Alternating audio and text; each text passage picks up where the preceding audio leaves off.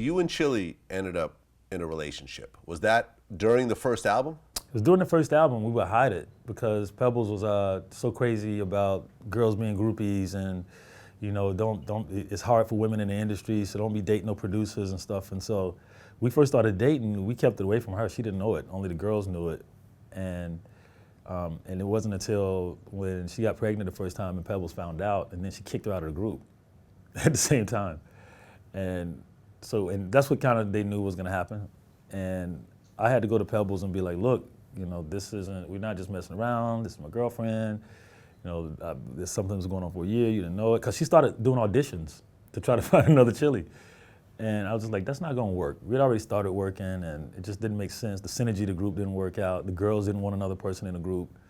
And so it just kind of forced their way back in because it just didn't make any sense. And it was kind of a stupid thing hanging over the head anyway.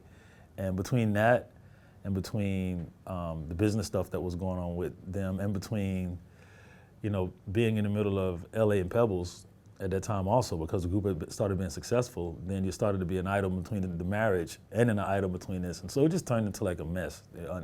And the business manager was managing everybody's stuff and managing to mess up everybody's stuff at the same time.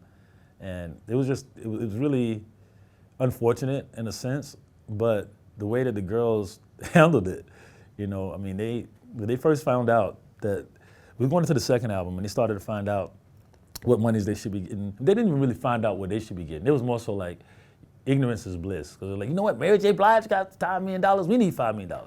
This person got $10 million, we need $10 million. So it wasn't really any logic behind it. It was just hearsay.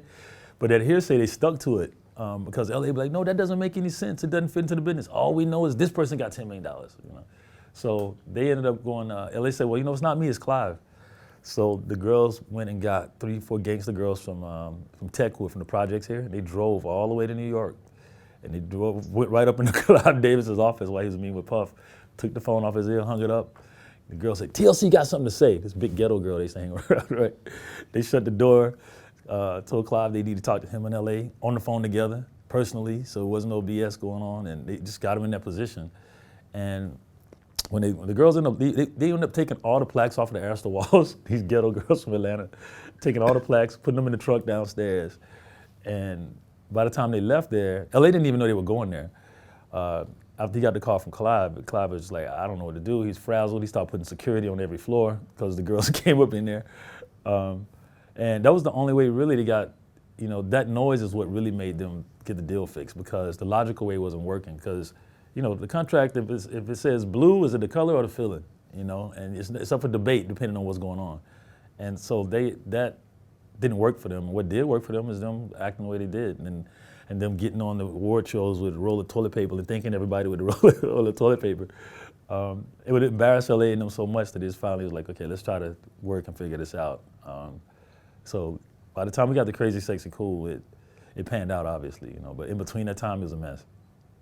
Okay, so you have the relationship with Chilli, and she gets pregnant, but she ends up not keeping the baby, right? She has a miscarriage because of the stress of her and Pebbles. Okay. Yeah. Did you have kids beforehand? Before that? No, and at that point, I was, we were like, what's crazy about it is Pebbles comes back to her and says, oh man, you know, if I'd have known that you were pregnant, then, you know, I wouldn't have acted this way, we would have figured it out, blah, blah, blah. So that just made it even worse, you know, in a sense. She never liked her since that point. Right, and I had heard that L.A. Reid's breakup with Pebbles was over the conflict with TLC, how she didn't really want to budge, and he felt it was an unfair deal, and it just created a lot of friction. That, and then she started thinking that he was messing with the girls, and you know, it was just a whole bunch of like, it started turning really shiesty then. She didn't want the girls around her husband, but she's managing the girls, and then the husband is a label, and so it was just one of those messes that it was almost impossible. It should have went into the ground actually. If it was anybody else, it probably wouldn't have